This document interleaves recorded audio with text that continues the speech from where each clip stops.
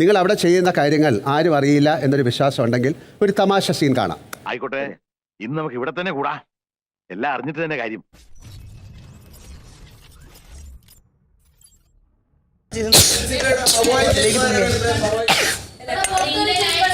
നമ്മളെ കണ്ടുള്ളൂ ടേസ്റ്റ് കൂടിട്ടത് നന്നായിട്ടുണ്ട്. നമ്മളെ കണ്ടുള്ളൂ ടേസ്റ്റ് കൂടിട്ടത്. ഇനി ആ ഏരിയയിലേക്ക് ഞാനില്ല. ജാസ്മിൻ, എന്താ ഉറക്കം വരുന്നു. ഒരു കാര്യം മനസ്സിലാക്കുക, നിങ്ങൾ മൈക്ക് ഇട്ടില്ലേലും നിങ്ങൾ പറയുന്ന ഞങ്ങൾക്ക് കേൾക്കാം. അങ്ങനെ പറഞ്ഞാൽ കേൾക്കാം. എല്ലാം ഞങ്ങൾ കണ്ടുകൊണ്ടിരിക്കുകയാണ്. കിട്ടിയ മുതലും പലിശ ചേർത്ത് കിട്ടി. ആരും കണ്ടില്ല. വാ, എനിക്ക് പറ്റില്ല, എനിക്ക് തിരിച്ച് വീട്ടിലെ പോകണം. എനിക്ക് ഒരിക്കലും പറ്റില്ല. എനിക്ക് ഇങ്ങനെ പല ആൾക്കാരുടെ കൂടെ ജീവിക്കണം എനിക്ക് ആഗ്രഹമില്ല. ഏതാണ് ഈ സാധനം? ഇത് ആ ടൈപ്പ് അല്ല, പിന്നെ ഏത് ടൈപ്പ്? ഇതൊരു നിധിയാണ്. നിധി. ജാൻമണി ഇത് ഭയങ്കര മോശം സ്റ്റേറ്റ്മെന്റ് ആണ്.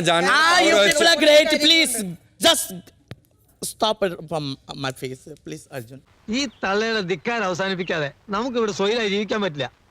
I have lots of respect and love. Don't lose it right now. പിന്നെ പ്ലാസ്റ്ററും കൂടെ മേടിച്ചോണേ. എവിടെ വായിലൊട്ടിക്കാനാ? എനിക്ക് ഇവിടെ വർത്തമാനം കെട്ടിട്ട് ചൊറിഞ്ഞോണ്ട് വരുത്. വളരെ സന്തോഷം തോന്നുക കണ്ടിട്ട്, അല്ലെ? പറഞ്ഞതിൽ ഭയങ്കര അഭിമാനം തോന്നോ?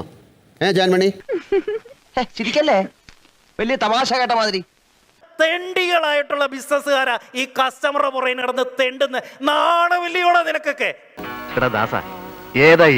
ഇതിനുള്ള സ്കില്ലില്ലാത്ത തെണ്ടികളായിട്ടുള്ള ബിസിനസ്സുകാരാ ഈ കസ്റ്റമറുടെ പുറകെ നടന്ന് തെണ്ടുന്ന. കസ്റ്റമറുടെ പുറകെ നടന്ന് തെണ്ടുന്ന. നാണമില്ലയോടെ നിനക്കൊക്കെ? ബിസിനസ്സുകാരെ എന്തിനാ തെണ്ടിയെന്ന് വിളിക്കുന്നത്? നിന്നെ കൊണ്ട് എടുത്താൽ പോകാത്ത കാര്യം ഇവിടെ പറയണ്ട. സൂക്ഷിച്ച് സംസാരിക്കണം. എന്നൂറ്റായിരിക്കുക. ഇപ്പൊ തന്നെ 50 കഴിഞ്ഞ് ഭാര്യ വരെ പറയാൻ തുടങ്ങി ഇതിന്റെ അകത്ത് നീര് പറ്റിയെന്ന്. അപ്പോഴാ ഇനി നമ്മൾ ഊറ്റായിരിക്കുന്നത്.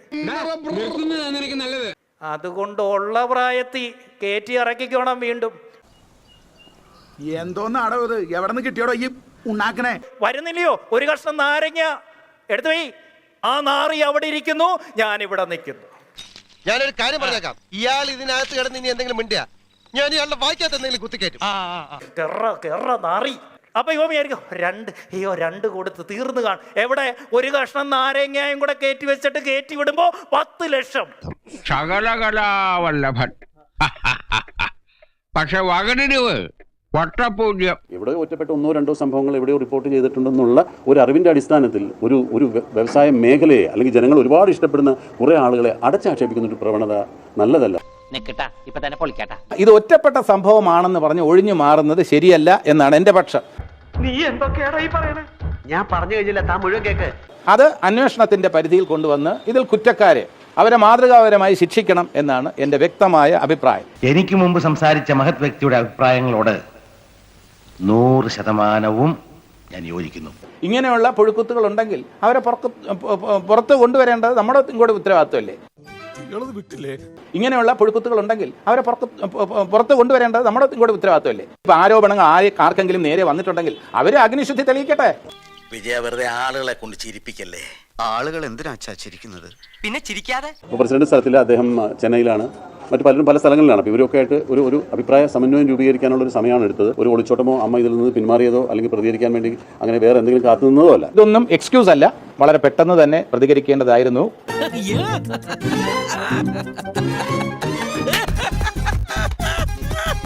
അതിന് കാരണം എന്തായാലും അമ്മയുടെ ഭാഗത്തു നിന്നും ഒരു വീഴ്ച പറ്റിയിട്ടുണ്ട്.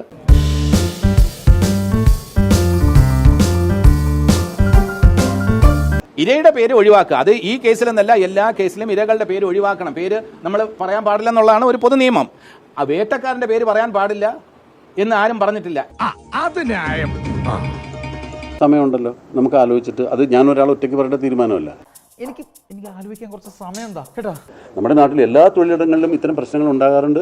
ഇതിന് ഒരു പൊതുവൽക്കരണം കൊണ്ടുവരുന്നത് ശരിയല്ല. അത് അവിടെയൊക്കെ നടക്കുന്നു, ആ വ്യവസായത്തിൽ നടക്കുന്നു, ഓഫീസുകളിൽ നടക്കുന്നു, മാധ്യമങ്ങളിൽ നടക്കുന്നില്ലേ എന്ന ചോദ്യത്തിന് പ്രസക്തിയില്ല. ഒരു പുകമറ സൃഷ്ടിച്ച് ഇങ്ങനെ സംഭവങ്ങൾ ഉണ്ടായി എന്ന് പറയുന്നത് കൃത്യമായിട്ടൊരു കാര്യം പറഞ്ഞാൽ തീർച്ചയായിട്ടും അതിനുള്ള നടപടി എടുക്കാൻ എന്ത് പാർട്ടി ചെയ്യാം. അമ്മ സംഘടനയിലെ 2 ഭാരവാഹികളുടെ വ്യത്യസ്ത നിലപാടാണ് പ്രകടമാകുന്നത്. ഗാനഭൂഷണം സതീഷ് കൊച്ചിനാ പറയുന്നത്. നിന്നോട് ഞാനാ പറയുന്നത്, ഇറങ്ങി വട പുല്ലേ, ഞാൻ ചോദിക്കട്ടെ, ഭാഗ്യലക്ഷ്മിക്ക് ഒരു കേസില്ലേ? ഒരു പുരുഷനെ വീട്ടിൽ ചെന്ന് കയറി അടിച്ച് പപ്പടം പോലെ ആക്കിയിട്ടുള്ള ഒരു കേസുണ്ടല്ലോ. ഈ തള്ള എന്താണ് പറയുന്നത്? ഭാഗ്യലക്ഷ്മി ചില സമയത്ത് നമ്മുടെ ടോണൊക്കെ അങ്ങ് മാറുന്ന ഡയലോഗ് അവിടുന്ന് എതിർവശത്തുനിന്ന് ഇങ്ങോട്ട് കിട്ടുമ്പോൾ നമ്മുടെ ടോണൊക്കെ മാറും. കണ്ടാലേ അറിയാം നല്ല ഉഗ്ര വിഷമുള്ള. ഞാൻ ദേഷ്യപ്പെടും, ടോണൊക്കെ മാറും ഭാഗ്യലക്ഷ്മി. അപ്പൊ എന്റെ നിലവാരത്തിന് ഭാഗ്യലക്ഷ്മി അളക്കണ്ട. വായിക്കാത്ത കയറി വിടുവിച്ചാലേ ശരിയാവും. ടീച്ചർ ഈ പറഞ്ഞ കാര്യങ്ങൾ ടീച്ചർ ഈ പറഞ്ഞ കാര്യങ്ങൾ ടീച്ചർക്ക് തിരുത്താൻ എന്ത് ടീച്ചറെ? കുട്ടികളെ വർണ്ണ വിവേചനം നടത്തുന്ന ആളാണോ ടീച്ചർ? നീ നിന്റെ ഇയാളുടെ സർട്ടിഫിക്കറ്റ് എനിക്ക് വേണ്ട കേട്ടാ. ഇന്ന് ഞാൻ അവളെ കൊല്ലും. അവൾ എന്തിനുള്ള പുറപ്പാടായില്ല. ഇയാളുടെ സർട്ടിഫിക്കറ്റ് എനിക്ക് വേണ്ട കേട്ടാ. കലയായിട്ട് വല്ലതൊക്കെ പഠിച്ചിട്ട് വന്നിട്ട് നമുക്ക് ആലോചിക്കാം. അയ്യന്റെ മോനെ. ഇപ്പോ സത്യഭാമൻ ടീച്ചർക്ക് തെറ്റ് പറ്റിയെങ്കിൽ അത് തിരുത്താൻ സത്യഭാമൻ ടീച്ചർക്കുള്ള ഒരു സമയമാണിത്. ഞാൻ തെറ്റ് ചെയ്തു എന്നുള്ളത് ഗോപികൃഷ്ണനെ എങ്ങനെ അറിയാം? ഞാൻ തെറ്റ് ചെയ്തു എന്നുള്ളത് ഗോപികൃഷ്ണനെ എങ്ങനെ അറിയാം? മോഹിനി ആയിരിക്കണം മോഹിനിയാട്ടം കളിക്കുന്ന ആൾക്കാർ. ഇയാള് കണ്ടു കഴിഞ്ഞാല് കാക്കേരെന്നാണ്. അവർക്ക് കറുത്ത ആൾക്കാരെ കാണുമ്പോ കാടി കുറച്ച് കൂടുതലാണ്. ഇങ്ങനെയുള്ള ചില കണ്ടാറുകളിലാണ്. എന്റെ അഭിപ്രായത്തില് മോഹിനിയാട്ടം ഒന്നും ആമ്പിള്ളേർക്ക് പറ്റണമെങ്കിൽ അതുപോലെ സൗന്ദര്യം ഉണ്ടാവണം. എന്നിട്ട് ആമ്പിള്ളേരിൽ നല്ല സൗന്ദര്യമുള്ളവരുണ്ട്, അവരായിരിക്കണം. ഇവനെ കണ്ടു കഴിഞ്ഞാണ്ടല്ല ദൈവം പോൽ പെറ്റ തള്ള സഹിക്കില്ല. വലിച്ചു കീറി അടുപ്പത്ത് വെച്ച് വെള്ളം ഒഴിച്ച് പുഴുങ്ങി ഇറക്കി വെച്ചിട്ട് മണ്ണെണ്ണ ഒഴിച്ച് കത്തിച്ച് ചുട്ട് എന്റെ കൊക്കിന് ജീവനുണ്ട് 24 മണിക്കൂർ അതിനെ ഇറക്കി വിടി. ഒരു കലാകാരനെ അവന്റെ നിറത്തിന്റെ പേരിൽ ഇങ്ങനെ അധിക്ഷേപിക്കാമോ എന്ന് കേൾക്കുന്ന ആർക്കും തോന്നിപ്പോകും. ഇവർക്കൊക്കെ ആ എറണാകുളത്ത് അവിടെയൊക്കെ വെള്ളപ്പൊക്കം വന്നപ്പോഴും വേണ്ട, ഇടിക്കും വേണ്ട, മഴയ്ക്കും വേണ്ട, കാലനും വേണ്ട. മോഹിനിയാട്ടത്തിൽ PhD നേടി നൃത്ത പരിപാടികളിൽ പ്രശസ്തനായ RV രാമകൃഷ്ണനെതിരെയുള്ള വീഡിയോയ്ക്കെതിരെ പ്രതിഷേധം കനക്കുകയാണ്.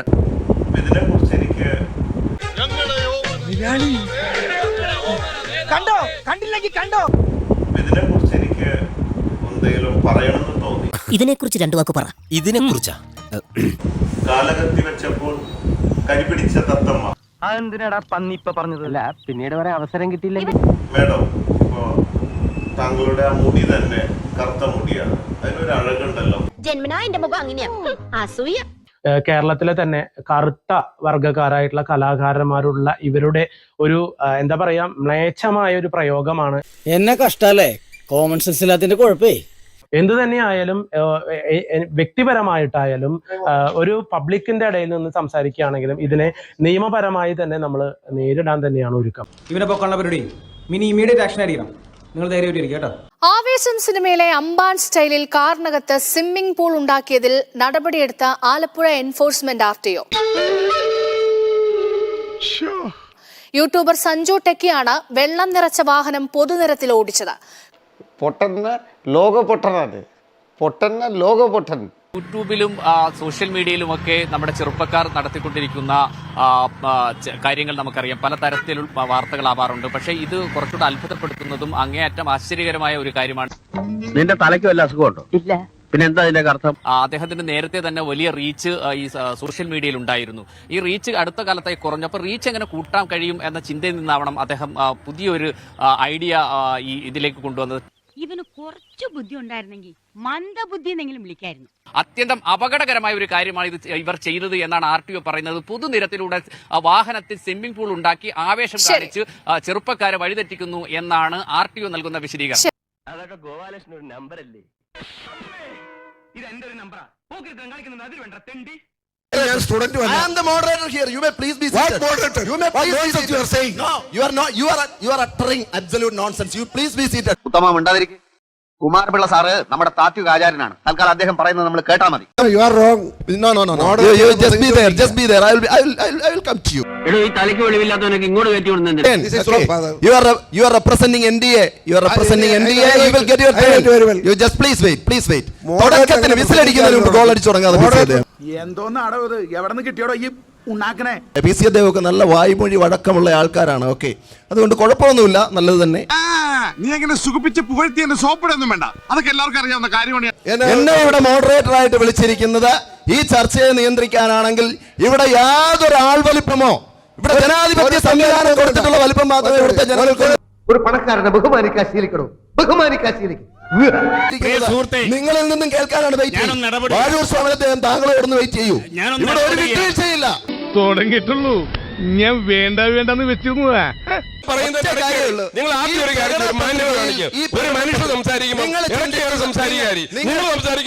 നിങ്ങൾ ചിന്തിക്കുന്ന ഒരു മാന്യതയും എന്നിൽ നിന്ന് പ്രതീക്ഷിക്കണ്ട. ഒന്ന് ഞങ്ങളെ കൊണ്ട് പറയാൻ അനുവദിക്കും. ഞങ്ങൾ പറഞ്ഞു തീരട്ടെ. നിങ്ങൾ ആർക്കും സംസാരിക്കാൻ പറ്റാത്ത അവസരം താനൂടെ ഉണ്ടാക്കിയാൽ എന്ത് ചെയ്യും? കൊറേ കാലം നിന്നെ നോട്ടോട്ട് വെച്ചിരിക്കുക. നിന്നെ എന്റെ കൈ കിട്ടൂലെന്ന് വിചാരിച്ചോടാ. പോടാ.